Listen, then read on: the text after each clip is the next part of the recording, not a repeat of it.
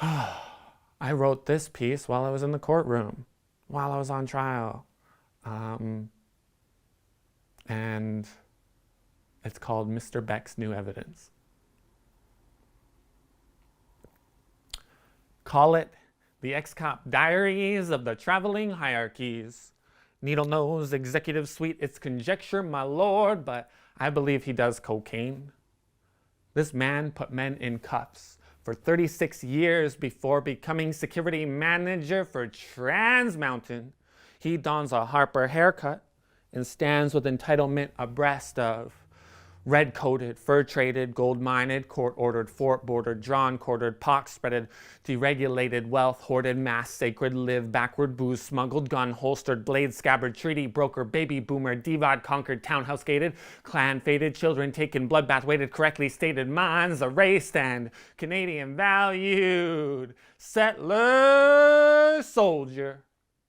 Except, instead of spreading disease and igniting cannon, yo, he watches cameras and pushes his pencils to lay his pipes to rest.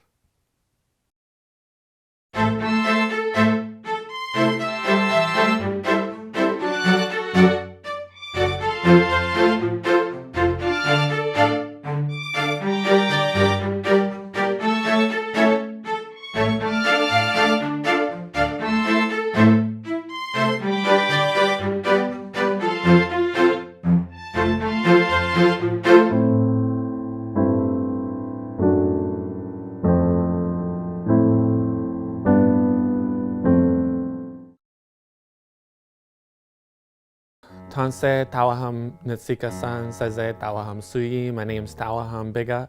I'm from Nutsokedene, Plains Cree and Métis on my mom's side.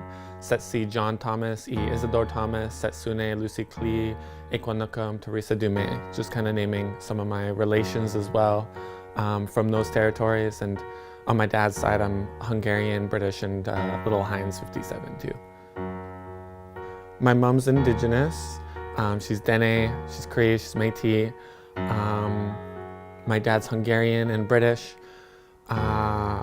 We've lived in Surrey all my life until I moved out as an adult. There was 3 siblings of mine and me. And we kind of bounced around a bunch while I was a kid.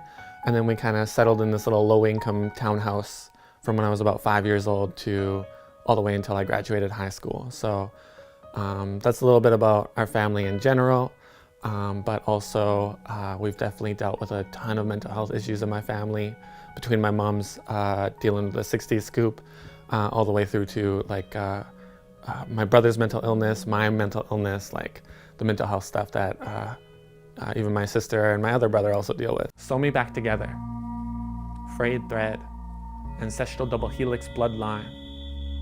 My struggle to untangle a soil-born origin of knit roots. It hurts. Snared by tide toxic lasso. This choice that was stolen for centuries. The pair of shears that cut me loose. And I too dismembered couplings. Severing tendons from friends, parents to lovers. Felt cold stained steel blade upon neck. Failing to sever. Break open. Neglect, close, break, a branch, wood strands dangling. I'm actually, like, when it comes to getting along with my family, I am no contact with my parents, but me and 2 of my siblings, we stay in contact quite regularly. We're all kind of not in contact with our parents, but yeah, I'm very close with my siblings. It went like this. I became stuck in that room. When I say I was stuck in that room, I mean the room was all holes. I wasn't crawling out of the holes. I was rummaging a maze of tunnels. My grief, stricken long before I lost my brother. I scoured drywall cavern through until then. And I knew it about 5 weeks in. I wasn't gonna be passing any of my classes, but I did always take my meds. You see the basement suite? It was a mansion, a playhouse, a home for this clown. I knew what kind of October day it was from the hot, sticky taste of lemon haze tokes from my bright orange pipe. I held my breath for 2 years underground. I lived behind the cemetery, and below, the room was all grave, and I slept. But when it comes to my siblings' relationships too, like we've had to do lots of work together. And that's probably been the more beautiful side is, especially me and my sister have had to do like a lot of conflict resolution kind of work growing up and doing like some healing of how the two of us were both raised ourselves. And that looked really fraught for times, that looked like no contact for times, but really beautiful healing conflict resolution at the end of that. Like now we are on really good terms, and I have a niece and a nephew that I can celebrate and get to see regularly. So that's really beautiful for me. Just my eldest brother, Jonas, was somebody I really looked up to growing up. He always made time for me. We played a lot of video games together when I was a kid. But he was always doing a lot to take care of the family and shouldered a lot of the burden when a lot of the mental health stuff came up. And so I looked up to him for that, but he was just genuinely like the person I looked up to most. There's Mr. Kutsanikas, who was my social studies teacher from grade 10 onward. He is just like a bastion of social justice in my life. So that's when that kind of opened up. Grade 11, I took a social studies co-op where like half the day was spent on social studies, the other half was spent on social justice topics. Learned a lot about the world. I was real desensitized to a lot of like things, almost thought a lot of things were like kind of funny in a way, and I'm not proud of that, but like a lot of like issues around the world would, like, me and my friends would make jokes about that. But then taking that class was like a resensitization experience of like me understanding like the weight of what those things are in the world, and even understanding my identity a little bit. So shout outs to Mr. K, of course. I spent years writing poems, cracking the code of the image, the way to cross smell with the sight of cold concrete. Teachers spent years teaching me the way to divulge secrets, exactly how they appear in the image or the metaphor. The market is a place teaching imagery supremacy, the profit of trauma mining. So I made the loss visceral. My trade, vomiting rainbow paint, fetid and luminescent like car oil in the rain. My machine, a 3D printer of sticks and stones. Tell it true, tell it like I thought I had to. And it helped, don't get me wrong. Spoke with the language prophesizing the end of ages, the archaeology of loss. Help me mark an inventory. Help me cross each moment, each memory. Off the trauma to-do list, but I want more. Off the trauma to-do list, but I want more. Off the trauma to-do list, but I want more. Off the trauma to-do list, but I want more. I've been thinking about what one of the first Indigenous poets I bumped into, Michaelis Tucci, once said, like, he said something, I'm probably badly paraphrasing, I'm trying to remember this conversation, but he said he doesn't write about things, he just writes, like, he writes things. These are like experiences, it's like a poem, it's like what comes out. So I can't say I write about things exactly, but there's lots of topics that come up in my poetry, there's lots of themes, lots of things. But it's always like my personal experience coming out. It's always the way I see the world coming out. And it's like anything I've witnessed, if not experienced, that's coming out. And then lately it's been like wanting to reach out and like kind of work around mysteries of like whatever this world, this existence, this universe is, kind of try and explore that a little bit. But the healing aspect of poetry is always like present in my work.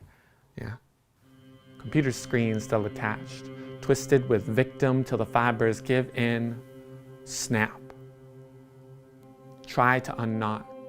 7 generations of chicken wire fencing wound up to keep me bound in a lifetime of target, usurped beating practices. This isn't the way. to learn, to play, snap, 6 strings of a guitar, sinew string wrapped around my hand drum, the handle wrapped around my wrist, banding friendship brace, let the threads thicken, strengthen. Braid into my hair something far more than just some white boy's idea of resiliency. I choose who to weave for. Hold dene bow string bending birch branch. Snap. That's a grappling hook arrow. Attached 1,000 thread cord. Tug. Pull. Tight rope. Climb 1,000-foot cedar. Balance. Find. That double helix. Unsever. Blood memory. Remember.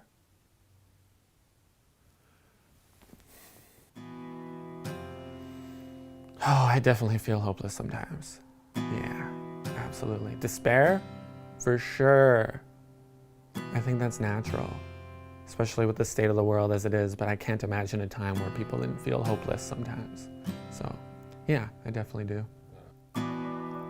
The hopelessness I sometimes feel,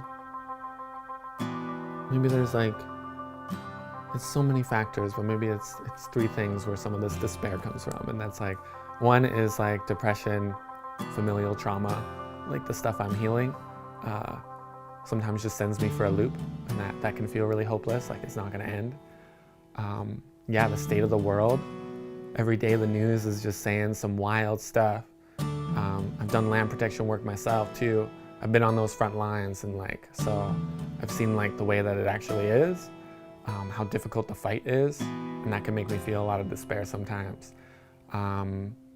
And then I think the third thing is just the natural feeling of is this the way that everything is going to be? It's almost ubiquitous, just a superfluous feeling of despair that I'm pretty sure everyone feels at some point in their life. But as much as I'm opening up about it, I will say that that's not the core thing I feel in the day-to-day. So, depression, in bed, on the computer, or with friends, playing games, manipulation. When she climbed into this hole with me, it was only a matter of how many repeated visits before I made her leave. I coughed more than I admit. Whenever anyone climbed into this hole with me, I realized momentarily how little I wanted to remain. I stopped dreaming. Fantasies blinked on the computer display instead. And at night, street light would bounce down a tunnel, off pebbles, through gravel and oak planks reflecting against windowsill, and slit into blinds. I'm trying to say that this underground was darkened, yet still somehow alight. Though I do seem to remember power outages that lasted weeks. I praised the dark, and I could have asphyxiated, rubble fumes still thick on my tongue and nostrils. You see, the day only ever came in streaks of momentary blue. So, with a pack of cigarettes per day or more, I held ceremony to embrace the night. Here's why poetry saved my life. In 2015, my second eldest brother, Emery Julian Elon Bige, passed away. And he dealt with a lot of mental health issues, a lot of spiritual issues. Our family couldn't deal with that given the state of trauma in our lives, the way colonialism uproots entire cultures, fills their lives with trauma, and then sends them out there and tries to assimilate them. And that was my lived experience. That's what growing up was like for me. That's what it was like for him. And he was ostracized from our family. I felt a great deal of guilt and grief and shame around the way he passed away. And it splintered our family apart even further than it already was. That's why we, the siblings had to do so much work together. But in those beginning few months in 2015, after it happened, in May 2015, I was a mess, an absolute mess. Self-medicating, benzos, smoking a ton of marijuana, playing video games nonstop, just whatever I could do to numb, not think about anything. And I took my first creative writing class, and I wanted to write poems. I had no idea how to write poems. No idea. I kept writing things and my prof would just be like, I have no idea what you're saying in this poem. I was still wigging out, smoking a ton of weed. I was off of benzos because you're not allowed to be prescribed benzos with stimulant medications that I take for my ADHD. So I was like coming off of that, so I was like extra wigged out, taking a new antidepressant that I had no idea was also wigging me out. But I was taking the second creative writing class. That was always like the place I wanted to be in. And the prof we had, Aslan Hunter, she was like teaching us a little bit more to write where the, like what we've lived as experiences, even if it's fiction or like a play, to write where the heat is. And so I went straight into that spot, that grief about losing my brother. And it sent me for quite the loop to open it up because I was like numbing it out this whole time. I was ignoring all that pain. Ended up in the psych ward that semester. And ended up out of the psych ward that semester, still finished my like classes somehow with the great help of my eldest brother, Jonas. I was writing these first spoken word pieces about my mental health and my brother's experience, just kind of like on my own. I was starting to discover what it was like to like be overcome with a feeling and write a poem about it. Like, and I say write a poem about it, but like just write and see what comes of it. My craft, now worshiping the abstract, the planting of saplings in soil, restoring my body, a holy vessel to Creator. Tell it true. Tell it like even just the mere attempt of expressing it will do. Because it helped, don't get me wrong. Spoke with the language, prophesizing the end of ages, the archaeology of loss. Help me mark an inventory. Help me cross each moment, each memory. Off the trauma to-do list, but I want more. Off the trauma to-do list, but I want more. Off the trauma to-do list, but I want more. Off the trauma to-do list, but I want more. Off the trauma to-do list, but I want more. Off the trauma to-do list, but I want more. Off the trauma to-do list, more. Off the trauma to-do list, more. Today, poetry is definitely my trade, it's my craft. It's been complicated by it becoming my employment, my job. But at the end of the day, it's like a tool in like a toolkit. It's one of many ways to help me work through so many other experiences that have been in my life, help me heal and crystallize certain experiences so I don't just think about them and I'm triggered about them. I can put them into like a container that gets shared on the stage. Somebody asked me about a particular trauma, and instead of rambling for 2 hours, I got a 3-minute poem to share about it. And that makes it like a tool in a toolkit, a really helpful one. A really strange one because for some reason I go around and I tell this story on stage, but it's also ceremony. Back to 2018, I started doing a lot of hardcore land protection work. And that was like with the Watch House in Burnaby against Trans Mountain Kinder Morgan. And that had me on a lot of front lines with a lot of other Indigenous folks, a lot of other like frontline environmentalist types, like just land protectors, water protectors. And I wrote a lot about that experience as well as it was happening actively while I was still in classes. Just so many uses for this poetry. And then I eventually was like arrested at one of my actions, just for sitting in a crosswalk. And I knew there could potentially be jail time associated with it. And I fought it in court. They lay pipes to rest. My spirit wakes again. Workers, they stand abreast, wearing reflective vests. Police checkpoint ahead while their judge sits on a bench. Forest blaze across continents. Smell this putrid stench. Trucker high on a seat. Merson, AR-15, smelling diesel fuel, green sludge thick, maple leaf, a quill, an inkwell, injunction registry, trading furs, lies, gold coins and beads. Divided, captured, they make the bucket and we are the crabbits without a treaty, but with enclosure they seize the land. Their laws are discarding their own science lab, whispers an English courtroom where they set the trap. Trans Mountains camp, intricate path shown on Google Maps, over time clocked and bacon, sizzling for cash, bitumen now sinking in the wake of wrath. When the eagle feather burns, it will all turn to ash. It was already 2020, and we were like finishing up our trial, finishing up sentencing, all that kind of stuff. I was writing the entire time I was in court. I always thought I was gonna write notes, just kind of like keep up with exactly what was going on in court. But really I was just writing poems. And some of that is like some really beautiful work about just what land protection looks like, what we're up against, what it's like to try and persevere through that, how to go into despair and come out of it. And I wrote a lot of that in front of a judge while my lawyer is arguing, you know? It was a wild experience. And then I eventually spent a month in jail in 2020, during the pandemic, isolation, all that kind of stuff. And one thing they have to let you have while you're in jail is like paper and pencils. And so I had the space in jail to also write. And so I wrote through the whole thing, just journaled through the whole thing. Really traumatic experience that I was like actively experiencing and actively writing through.